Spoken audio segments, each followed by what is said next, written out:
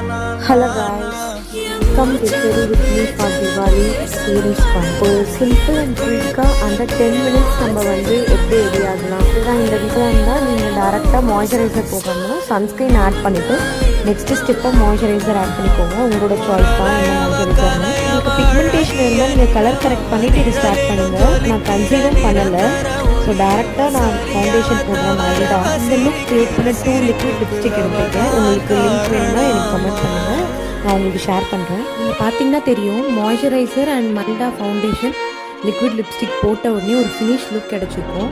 Next eyeliner மைல்டாக போட்டுட்டு loose powder தான் நான் இங்கே போட்டிருக்கேன், நீங்கள் காம்பேக்ட் பவுடரும் யூஸ் பண்ணிக்கலாம்.